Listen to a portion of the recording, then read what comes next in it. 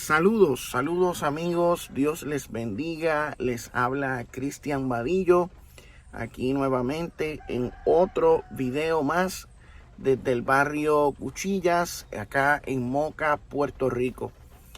En este video vamos nuevamente a estar leyendo el libro de Daniel. Vamos a seguir hablando sobre escatología desde una perspectiva histórica, tomando en cuenta la historia, los hechos históricos.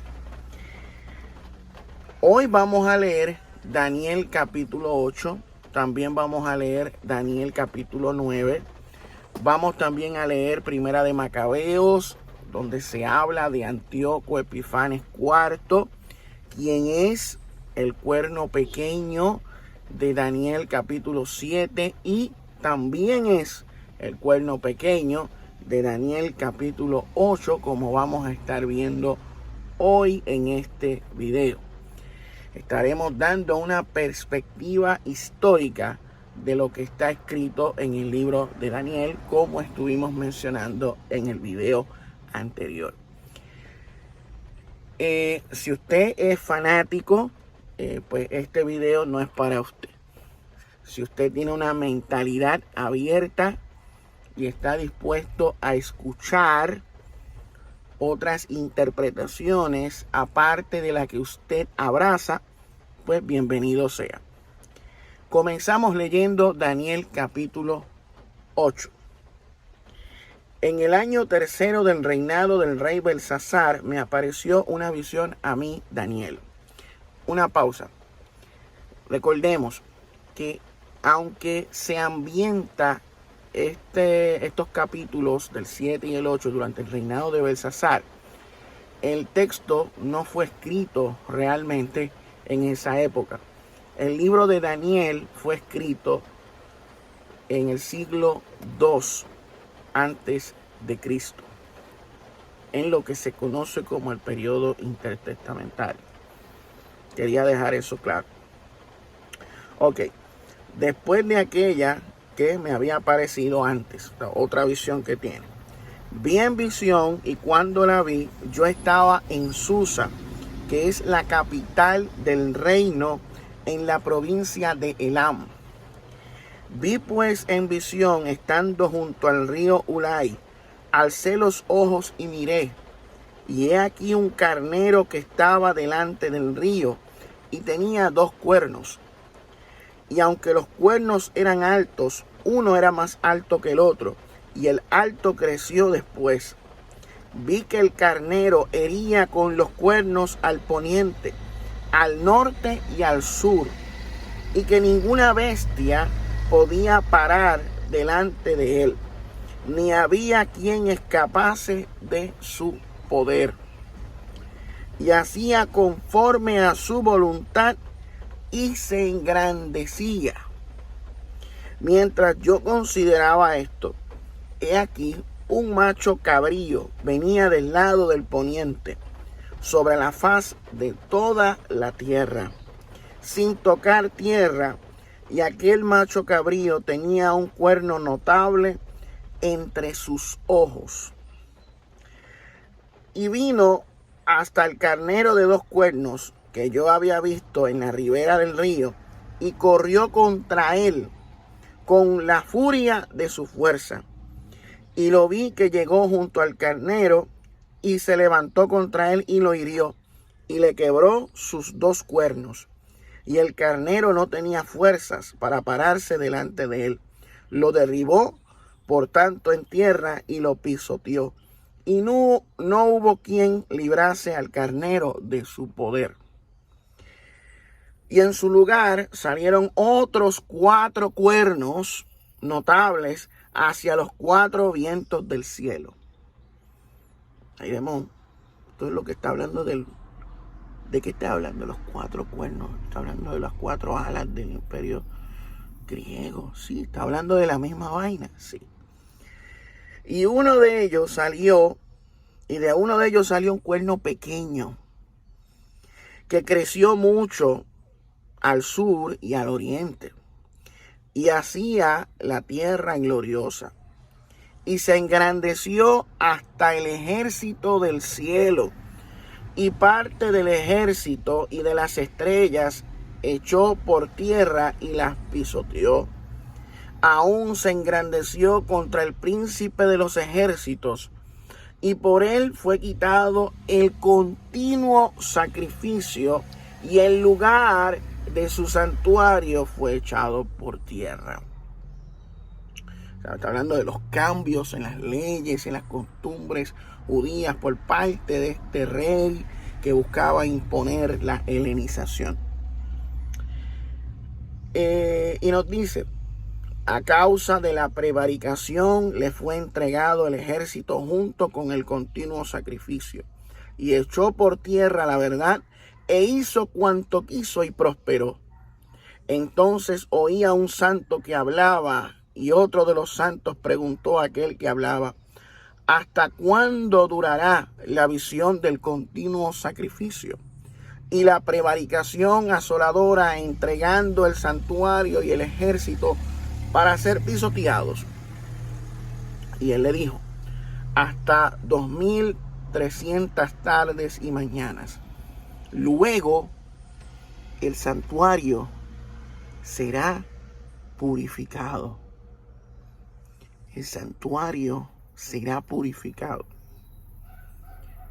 ¿Qué fue lo que sucede después con Judas Macabeo en la rebelión macabea, después de derrotar a Antíoco Epifanes IV? Y aconteció que mientras yo, Daniel, consideraba la visión y procuraba comprenderla, he aquí se puso delante de mí uno con apariencia de hombre, como un ser humanoide.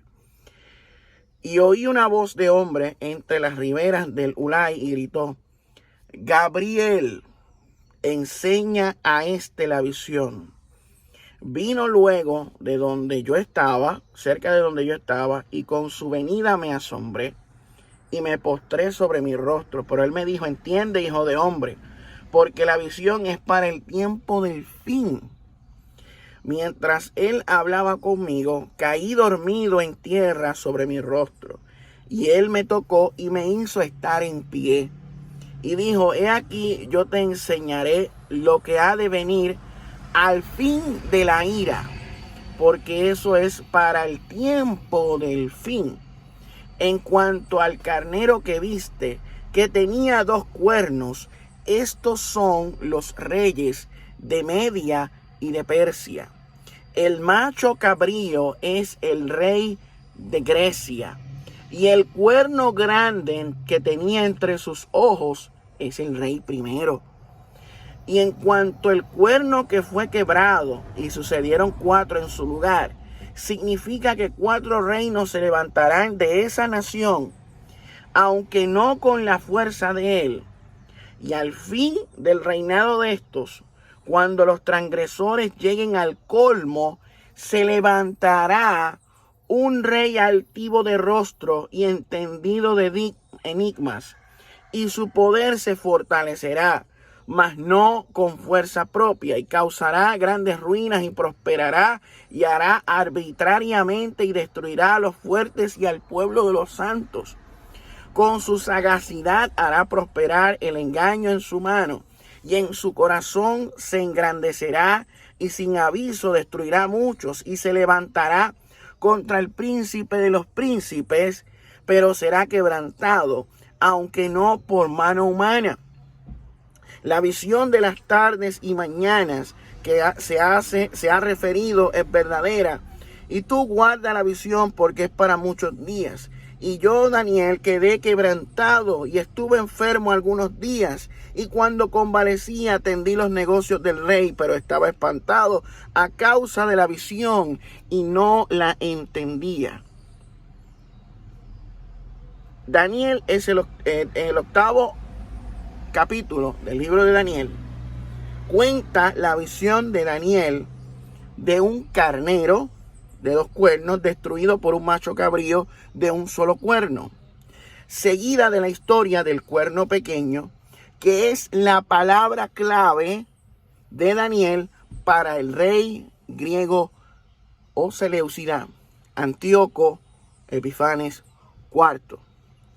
Aunque ambientada durante el reinado de la regencia de Belsasar, el tema de la visión es la opresión del pueblo judío por parte de Antíoco durante el siglo II a.C., quien prohibió las costumbres judías, la circuncisión, la mensualidad judía, el calendario lunar, las restricciones dietéticas de las comidas, la observancia del sábado, e hicieron que la posesión del rollo de la Torá fuera un delito capital, y construyeron un altar a Zeus en el templo, la abominación desoladora. Su programa provocó un levantamiento popular que condujo a la retoma de Jerusalén y el templo por parte de Judas Macabeo. O sea, eso es lo que está hablando ahí. O sea, la visión comienza con la conquista griega del imperio persa. Aborda el surgimiento de los 4 reinos sucesores griegos y luego se centra en la carrera de Antíoco IV Epífanes, quien tomó el trono de la Siria Seleucida en el año 175 a.C. Antíoco se encontró en conflicto con los judíos, y aunque los detalles son oscuros, parece que hubo una revuelta en Jerusalén. Envió tropas para reprimirla, y como resultado el sacrificio judío diario fue detenido y el templo contaminado. La fecha para esto se da como el año 167 a.C. El intento de eliminar la religión y la cultura tradicionales inevitablemente provocó una reacción, y los judíos rebeldes liderados por Judas Macabeo y sus hermanos obtuvieron suficientes victorias militares sobre los seleucidas para recuperar y purificar el templo 3 años después. Los símbolos del carnero y el macho cabrío explicados en el texto de Daniel 8 como representantes de los reyes de Persia y Grecia aparentemente están extraídos de las constelaciones que presiden Persia y Siria en la astrología helenística. Los eruditos están de acuerdo en que el primer cuerno del macho cabrío, el cuerno que se rompe, es Alejandro Magno. Y los 4 cuernos que luego surgen son los 4 generales que dividieron su imperio. O sea, está hablando de lo mismo que narra Daniel capítulo 7 con la tercera y cuarta bestia. El detalle de que la cabra no toca el suelo mientras ataca al carnero puede reflejar la velocidad de la conquista de Alejandro. El cuerno pequeño que surge de los 4 cuernos es Antíoco IV Epífanes, o Antíoco Epífanes, o Antíoco Epífanes IV, como usted lo quiera llamar, que crece en poder hacia el sur y el este y hacia la tierra hermosa, reflejando las campañas de Antíoco en Egipto en el 169 al 168 a.C., la campaña en Persia en el 166 a.C. e Israel, la tierra hermosa. La verdad fue arrojada al suelo por el cuerno pequeño mientras pisotea la tierra. Esto es probablemente una referencia a la Torá, la ley de Moisés. Los santos de Daniel 8:13 podrían estar significando ángeles en lugar de otros santos. A veces en la Biblia hebrea parece referirse a los israelitas. Las estrellas se identificaban comúnmente con los ángeles en el Antiguo Testamento. Y en el 8:10 se le dice al lector que el cuerno pequeño creció grande y parte del ejército de las estrellas arrojó por tierra y las pisoteó. Pero también las estrellas representaban los líderes religiosos del pueblo de Israel, indicando que Antíoco luchó contra la hueste celestial o de los ángeles de Dios de manera espiritual, pero físicamente estaba haciéndolo con los líderes religiosos de Israel. De hecho, aspiraba a ser tan grande como el príncipe del ejército, Dios mismo. Daniel es el único libro de la Biblia hebrea que da nombres a los ángeles. Gabriel pudo haber recibido el suyo porque tiene apariencia de hombre. Gaber aparece aquí como mensajero e intérprete del mensaje de Dios, el mismo papel que más tarde se le asignó el autor de la escena de la Anunciación en Lucas capítulo 1, versículos 19 y 26. Miguel es representado como el ángel guardián de Israel y un guerrero. La prominencia dada a estos seres divinos en Daniel es típica de la literatura judía helenística, pero mucho más restringida que en obras contemporáneas como Primera de Enoc, que se escribió en esas mismas fechas.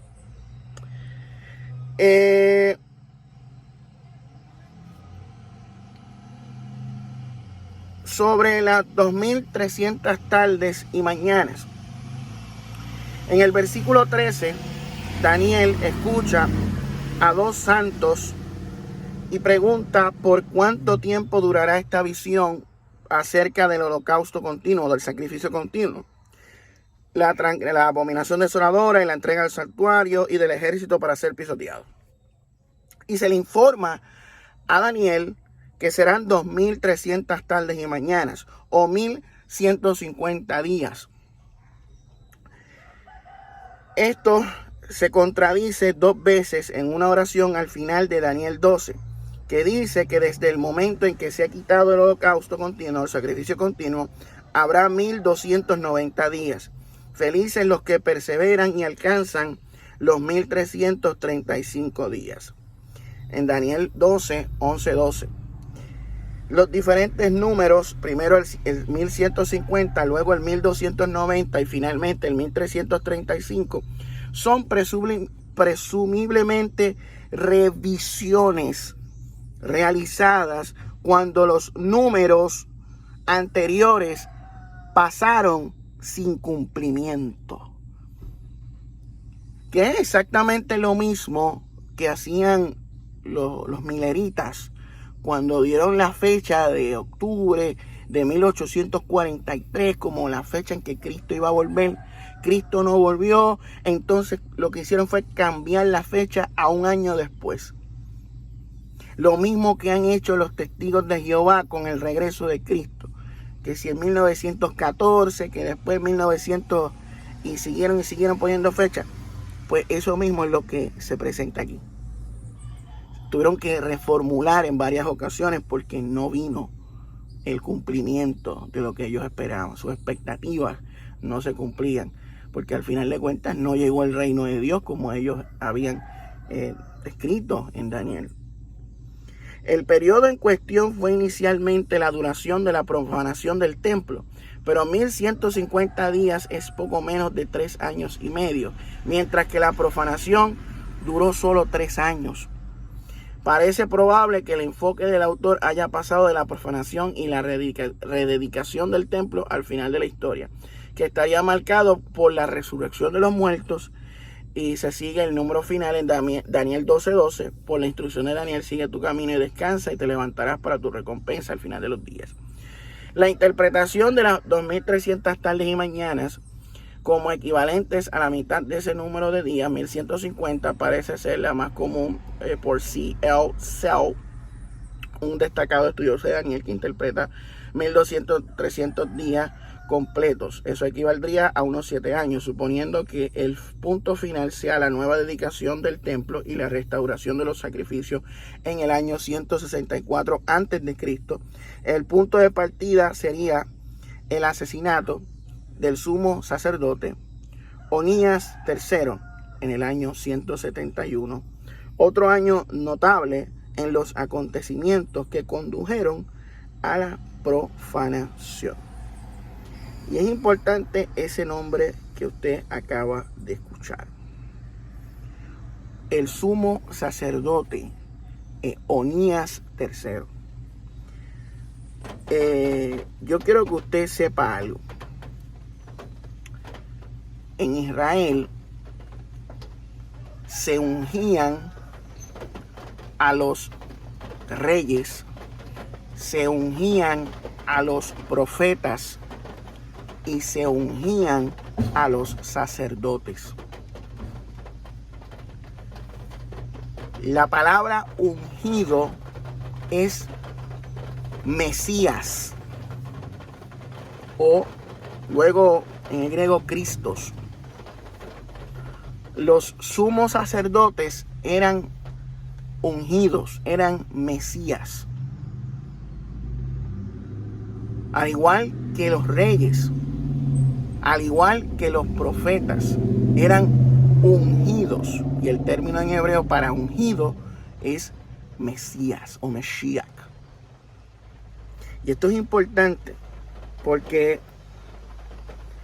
en Daniel capítulo 9 se da una profecía que debemos prestar atención.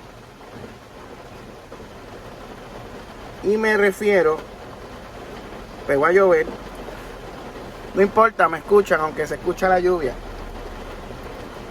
La profecía de las 70 semanas, famosa profecía dentro del mundo evangélico protestante, para hacer cálculos para la segunda venida de Cristo, como hicieron los mileritas, después los testigos de Jehová y los muchos dispensacionalistas que también hacen esto. La profecía de las 70 semanas. Vamos a leerla y después les vamos a dar una explicación histórica de lo que se refería a esto. Aún estaba hablando y orando y confesando mi pecado y el pecado de mi pueblo Israel. Derramaba mi ruego delante de Jehová mi Dios por el monte santo de mi Dios. Aún estaba hablando en oración cuando el varón Gabriel, a quien había visto en la visión al principio, volando con presteza, vino a mí como a la hora del sacrificio de la tarde. Y me hizo entender y habló conmigo, diciendo: Daniel, ahora he salido para darte sabiduría y entendimiento. Al principio de tus ruegos fue dada la orden, y yo he venido para enseñártela, porque tú eres muy amado.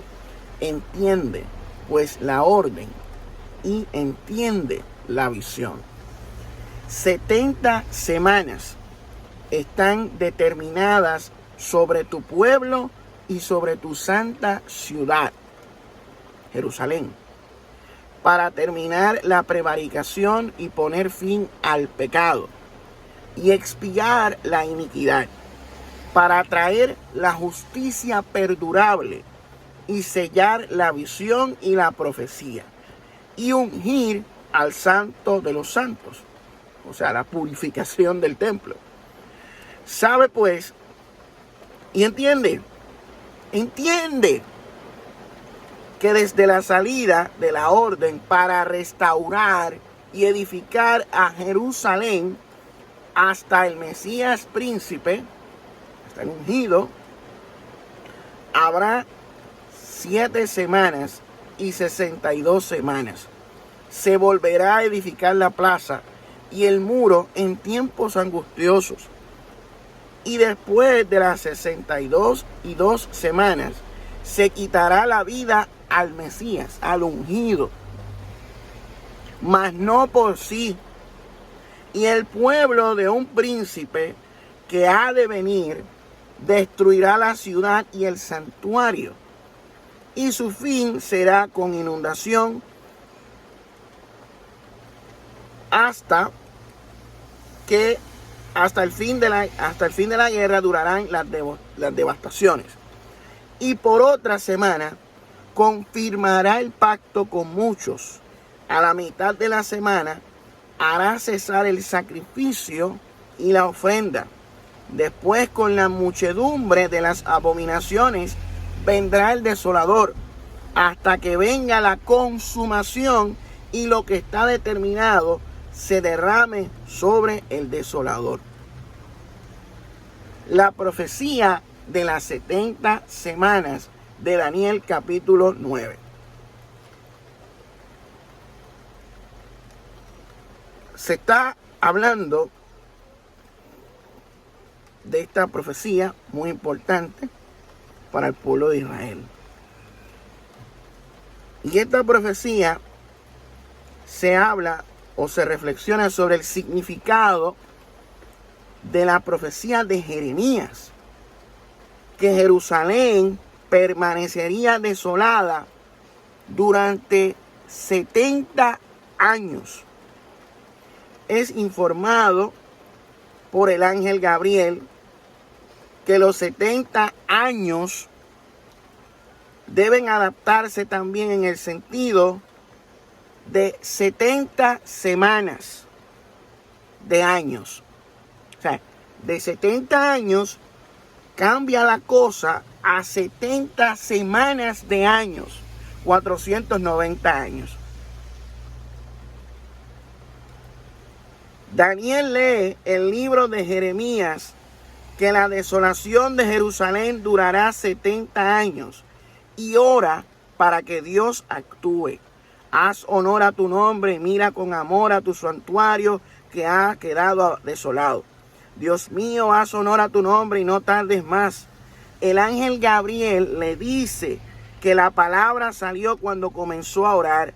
La profecía de Jeremías no es solamente de 70 años, sino aún hasta 77 semanas, Shabúa, 70 Shabúas, como le dicen en hebreo, de años, 490 años, para que pongan fin a sus transgresiones y pecados y consagren el lugar santísimo.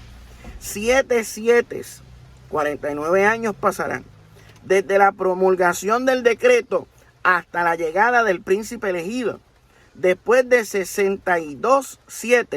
434 años, el ungido será cortado y en la final semana, la final Shabúa, un futuro gobernante traerá la guerra y la desolación. Pero vamos a ver acá. En el año 605 antes de Cristo, el rey Nabucodonosor derrotó a Egipto en la batalla de Carquemis y estableció a Babilonia como la potencia dominante de Oriente Medio. En el 597 removió al rey de Judá Joaquín después de una revuelta, y en el año 586, después de una segunda revuelta, destruyó Jerusalén y el templo de Salomón y llevó a gran parte de su población exiliados a Babilonia. El periodo subsiguiente entre el 586 al 538 a.C. es conocido como el exilio babilónico. El exilio terminó cuando Babilonia fue conquistada por el rey persa Ciro el Grande, que también se hace referencia a él como un ungido, como un Mesías, que permitió a los judíos regresar a Jerusalén. El periodo persa, a su vez, terminó en el año 332 a.C., con la llegada de Alejandro Magno, y tras su muerte su imperio se dividió en 4 y en reinos rivales, 2 de los cuales eran los Ptolomeos de Egipto y la dinastía Seleucida de Siria, del norte y el sur. Lucharon por el control de Palestina, de los territorios que hoy también vemos peleas. En el año 200 a.C., los Seleucidas tenían la delantera, pero las guerras los habían dejado casi en bancarrota. El gobernante Seleucida, Antíoco IV Epífanes, intentó recuperar su fortuna vendiendo el cargo de sumo sacerdote de Jerusalén al mejor postor. Y en el año 171, el sumo sacerdote existente que defendía a Israel de Antíoco, Onías III, fue depuesto y asesinado. El Mesías murió, mas no por sí. Jerusalén quedó dividida entre los judíos que apoyaban a los griegos, que estaban a favor de la helenización y las imposiciones de Antíoco IV Epífanes, y los que apoyaban la tradición y las costumbres judías. Y en diciembre del 168 a.C., el culto judío fue prohibido, el sacrificio diario abolido y un altar a Zeus se estableció en el templo. Lo que acabamos de leer de las 70 semanas, que se elimina el sacrificio, el sacrificio continuo. ¿Ven? Para los judíos que vivían la persecución del siglo II a.C., Antíoco era el nuevo Nabucodonosor. Daniel 9:26 introduce un príncipe que ha de venir, que destruirá la ciudad y el santuario. Esto hace referencia a Antíoco Epífanes IV, y también otros dicen que podría ser el líder de una facción pro-griega o pro-helenística dentro de Jerusalén, llamado Menelao, recordado en Segunda de Macabeos como la causa de todos los problemas irresponsables del asesinato de Onías y el saqueo del templo y la posterior destrucción de Jerusalén. O sea, aprovechando los últimos minutos que me quedan de claridad, porque ya está oscureciendo, ya son las 6. El libro de Daniel fue escrito durante el periodo del imperio Seleucida, la rebelión macabea, el surgimiento de Antíoco Epífanes IV. Durante ese periodo, los que escribieron Daniel, pues escribieron lo que había pasado hasta ese entonces, lo que estaba sucediendo en el momento, lo que ellos esperaban en el futuro. Eso es lo que está en el libro de Daniel.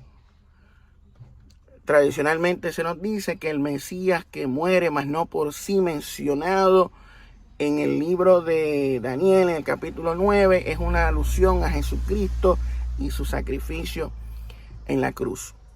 Pero históricamente hablando, estaría refiriéndose a la muerte del sacerdote Onías III. El sacerdote Onías III, quien muere por causa de Menelao, quien era un líder judío que estaba a favor de la helenización y las imposiciones que estaba trayendo Antíoco Epífanes IV. Y este príncipe que viene y destruye el santuario y la abominación desoladora es Antíoco Epífanes IV. Eso es.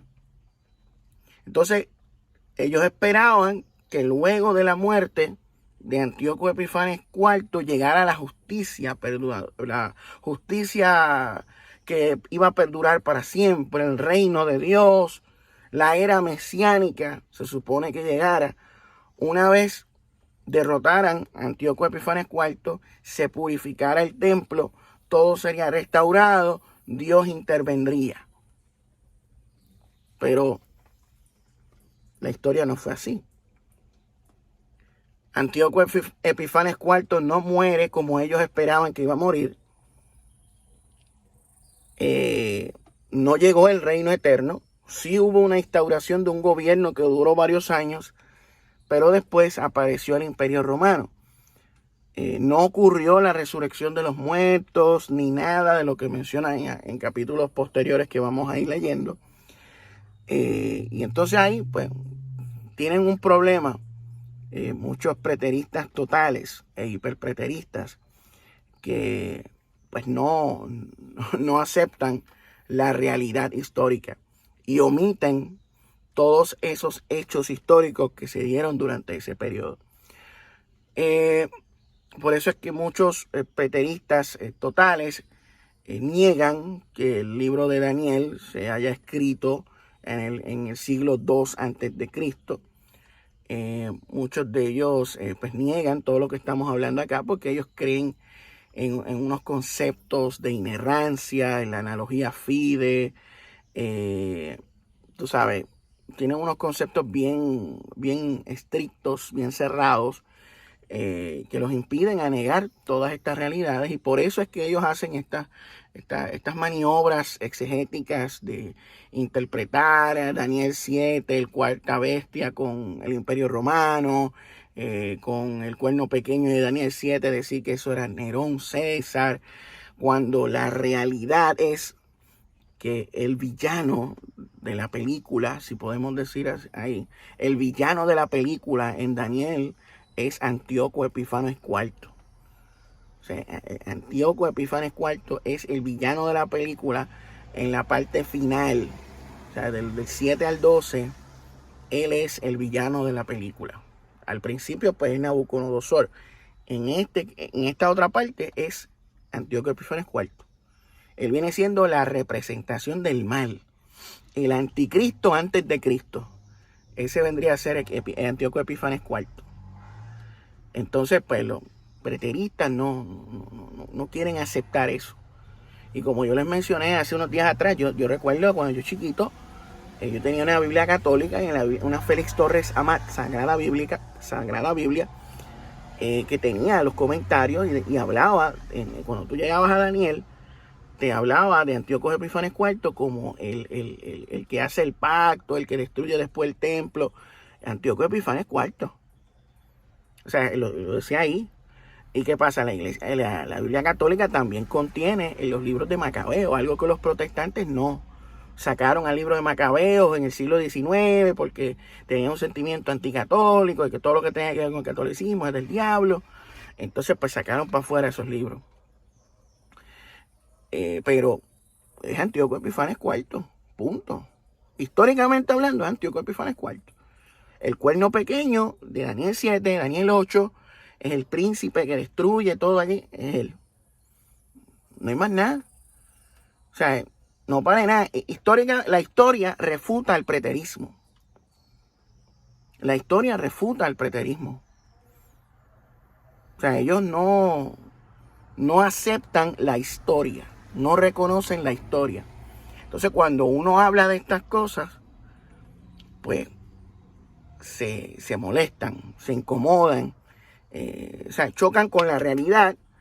Entonces, cuando las personas chocan con la realidad y su sistema de creencias se ve amenazado, les da una disonancia cognitiva, que no saben cómo lidiar con la realidad, con las evidencias que están ahí en la historia, que ellos mismos pueden corroborar y evidenciar y probar que lo que ellos están presentando y creyendo es embuste, pero aún así ellos prefieren seguir creyendo en los embustes. Pues les da esa disonancia cognitiva que no saben ni qué hacer. Unos entran en negación, en aferrarse aún más a su fanatismo, a su sistema de creencias. Otros optan por tomar decisiones drásticas como abandonar totalmente la fe. Y existen otros que esta información la adoptan sin tener que dejar o abandonar su sistema de creencias. En mi caso, yo soy del tercer grupo. Pero es así. O sea, esta es los hechos. Y vamos a seguir. O sea, vamos a seguir hablando del libro de Daniel. En los próximos videos vamos a ir a Daniel capítulo 11 y 12. Daniel 11 y 12. Porque ahí se habla del rey del norte, el rey del sur, de Antíoco Epífanes. Y del capítulo 11 al 35 hay muchos problemas. Del 11:35 para adelante hay muchos problemas con la historia. O sea, con la historia. Porque no sucedieron las cosas como ellos lo esperaban.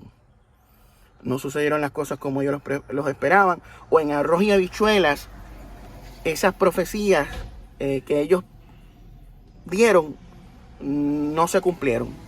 No se cumplieron esas profecías en arroz y habichuela hablando. Eso los preteristas no van a aceptarlo porque ellos dicen que las profecías todas se cumplieron, todo tuvo cumplimiento. Bueno, la realidad es que en la Biblia hay profecías que no se cumplieron. Y hay que ser lo suficientemente honesto y transparente para reconocerlo. Y no aferrarnos en un fanatismo, enajenándonos de la realidad con una especie de disonancia cognitiva radical. Pero nada, amigos, los voy dejando. Dios les bendiga, Dios les guarde. Los espero quizás mañana o pasado en otro video más donde vamos a seguir hablando del libro de Daniel. Sigan orando por la paz en el Medio Oriente. Oremos por la paz mundial. Estemos orando por las víctimas de los atentados terroristas en Israel. Oremos por las víctimas de los bombardeos en Palestina. Vi una noticia ahí horrible de que Israel bombardeó un hospital en Gaza. Todavía eso no se ha confirmado, pero parece que sí, que bombardearon eso y la cosa está caliente. Biden envió 2,000 soldados allá. Mañana él va para allá, el miércoles. Tú sabes, esto está que no se sabe dónde va a parar todo esto. Así que sigamos orando por la paz y para que esto se resuelva de manera pacífica. Este fue Cristian Vadillo reportando desde el barrio Cuchillas en Moca, Puerto Rico. Me despido y nos vemos en la próxima si Dios lo permite. UAP for life.